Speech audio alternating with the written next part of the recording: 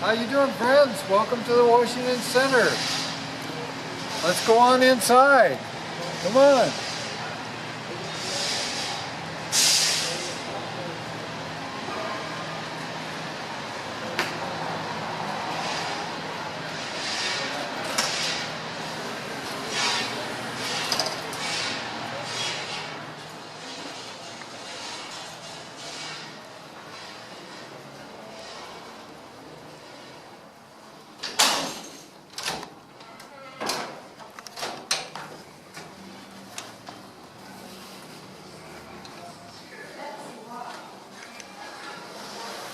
Keep going. And here we are on the ground floor of the Washington Center show. And these are the paintings that the gallery director selected for this level. And we have this one right here, Buffleheads. I love these little ducks. They're back on the lake again now. Here in Olympia, they're back on Capitol Lake. And this is really taking it back to the roots because this is the bones of the sawmill that I worked for in Yamhill County back in the day when I was first getting my art career started. This is Willamina Lumber, John Hampton's mill. And here we have the red tail. And this was probably the first Birdland piece that I did when I started to think about it as an actual series. And this is my LA in a nutshell.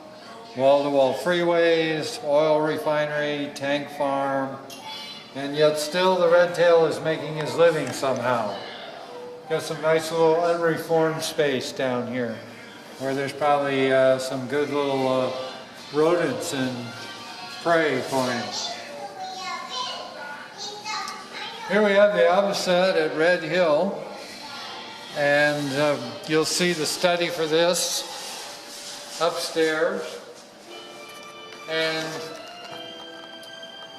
I love this piece, Salt and Sea piece, and the background industrial is geothermal. And as polluted as the Salton is, as salty as the Salton is, the birds are still making a living there.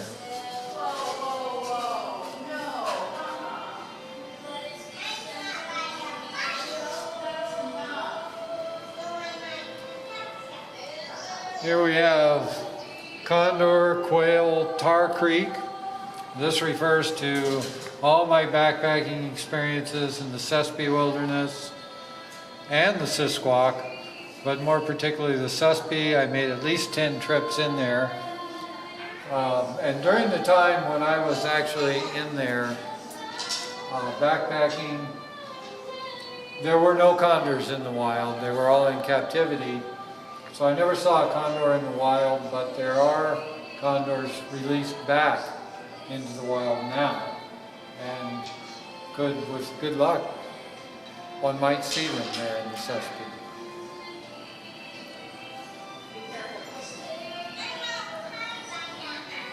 And finally over here we have the raven, Nevermore.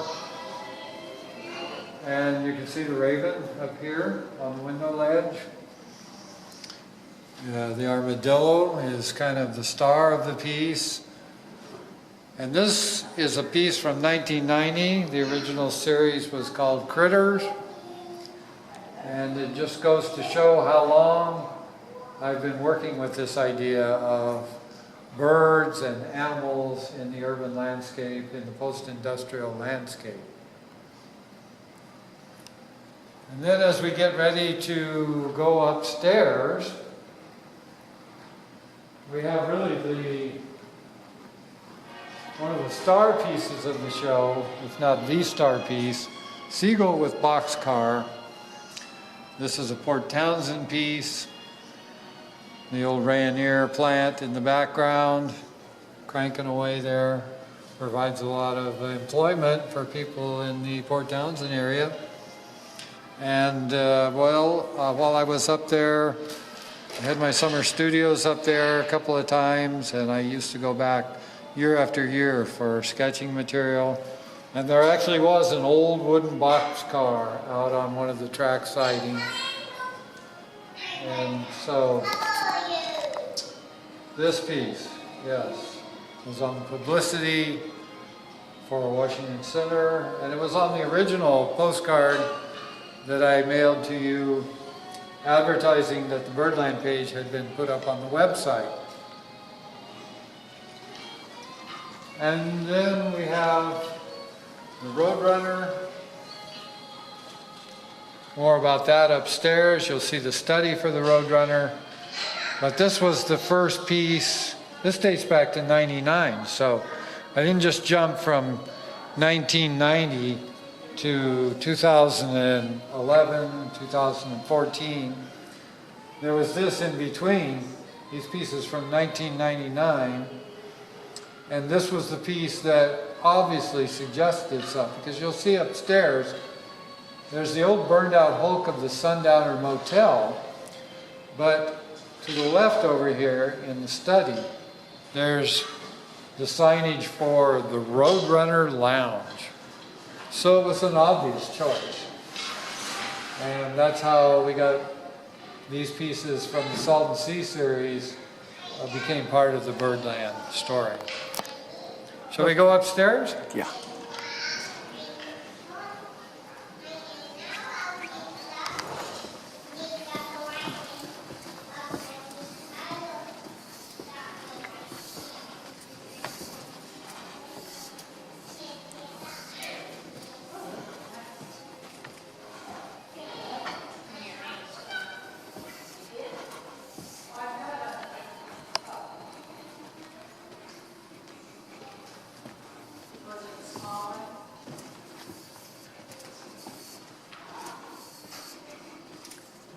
And here we are on the mezzanine level. So this is kind of the heart of the Birdland series. These are all pastels. Some of the places are specific, some of them are more imaginary. And we can go around and look at a few of them and talk about what the significance is. This piece is called Moon on the Umpqua River down in Oregon. And it's really a tribute to my dear friend who is no longer with us, Larry Burke, and all the good times we had there in reed sport, kayaking, and walking on the beach, and just enjoying each other's company. And that's the old railroad swing span there, and then you see the bridge over the Umpqua on 101 in the background. This is the Osprey, and this is specifically Willamette Falls. So a lot of good fishing going on there. Oregon City. Here we have the heron. And this is a Columbia River motif, and it's kind of an idea of my brother's factory in the background where he worked so many years as a millwright. And then in the middle ground you have an old cannery on pilings there, which no longer actually exists. They all have fallen down, burned down. They're becoming more and more rare. But at one time they were quite common because the river was full of wall-to-wall salmon. Here we have the pelican. You'll see the study for this upstairs. And over here we have Scorpion Bay. You'll see the study for this upstairs. Love those colors in the sky and reflected in the water.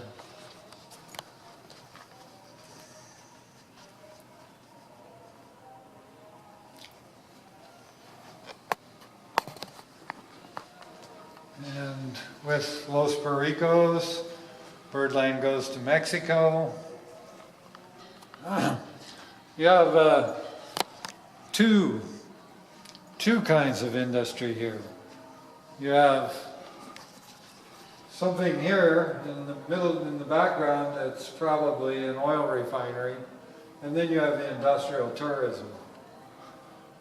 So I made that a theme in several of these pieces.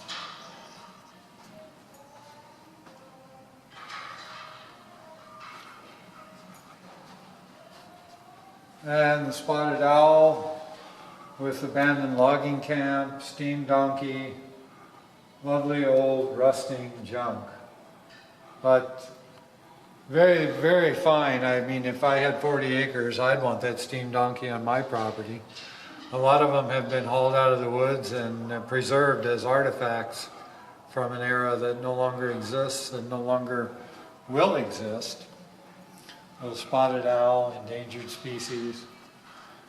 The Harlequin ducks, they love the active surf. They're only at the beach in the coastal waters where it's real busy. And we have the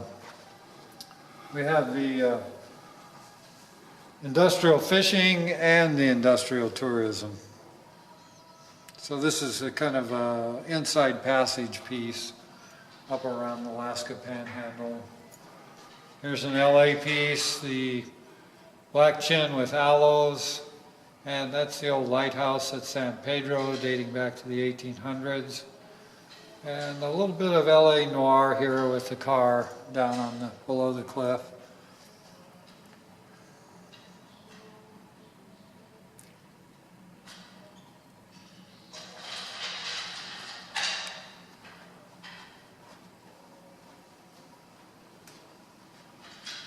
Here we have the pheasant, and this is also taking it back to the roots of my early career in Yamhill County. They had some grain silos out there.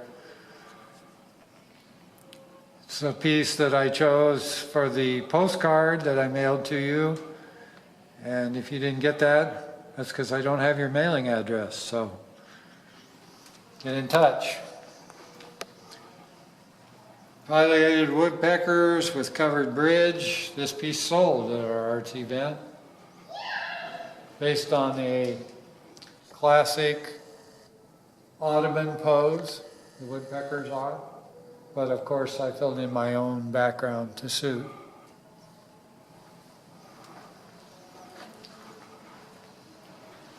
And here we have another Port Townsend piece, the Port Townsend pigeons.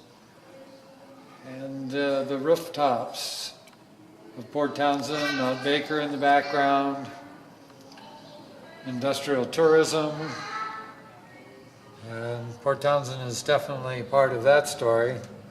And the red brick building is the hill block, the ND hill block, where I had summer studios for a couple of years in the 80s. Desert tortoise with quail.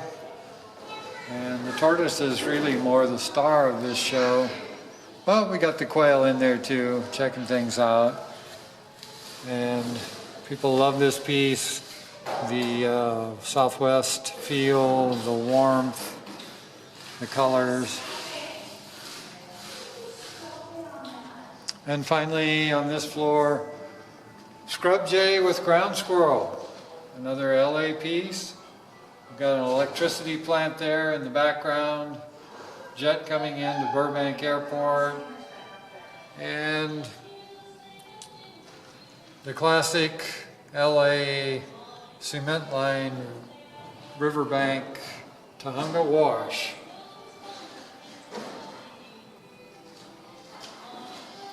So let's go on up to the third floor then, the balcony line.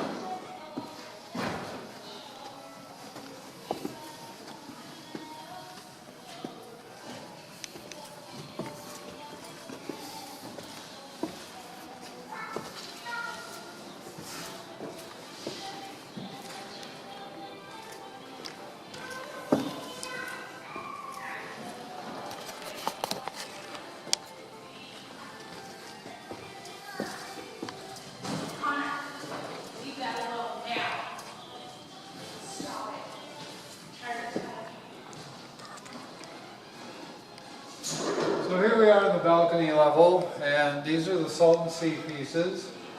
These are pen and ink and watercolor. And they were their own series originally called Lost Motels. And I got the idea from a Smithsonian magazine article that came out in the 90s. And it just fascinated me, and I decided I was going to make a road trip out to the Salton Sea and look for these lost motels and see if I could get some artistic interest out of them. And I did do that. And I was out there for 3 days and couldn't camp at the Salton Sea. It's a little too stanky. But I camped at Anza Borrego, and each day I would go down to the Salton and drive around and see what kind of artistic interest I could dig up.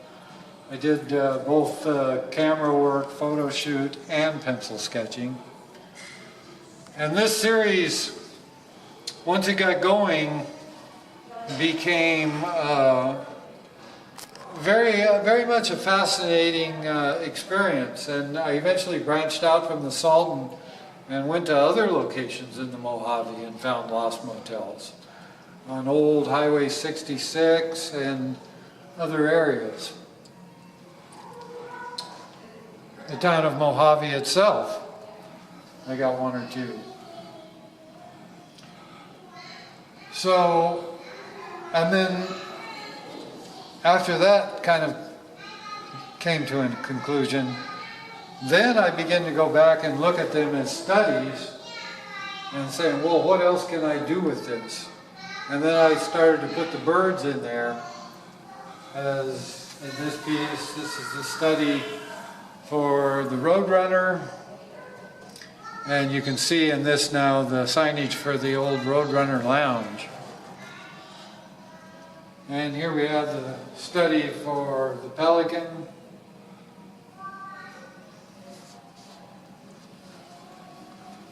Nice empty swimming pool. Love that. Furniture piled up on the inside.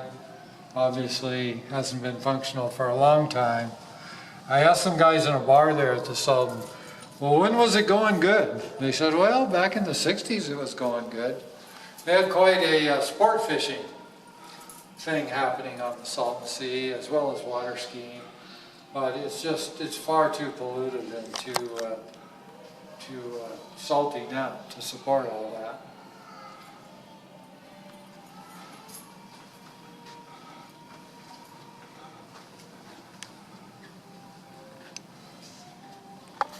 There's the piece here that is the reverse of the picture in the Smithsonian article. This is the North Shore Yacht Club, architect designed, and the back side of that there's like an empty swimming pool, and that was the shot in the Smithsonian article that got me interested. Well, when I saw this from the front side, I just said, well, that's a sketch unto itself right there. Let's just do that.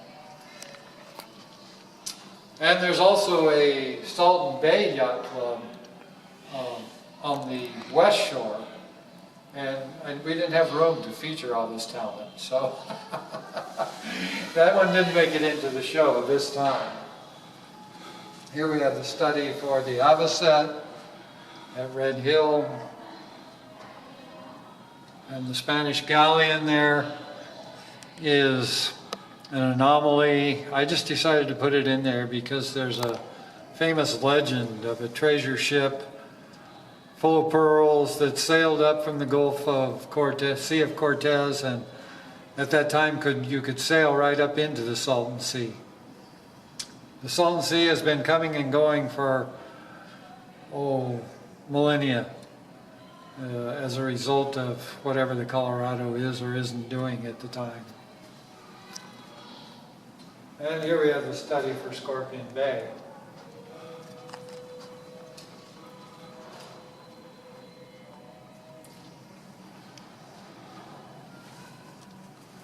So this piece, I actually kind of made up the motel for this piece. There really wasn't one there, but the setting was perfect, so I just invented the Marlin Motel.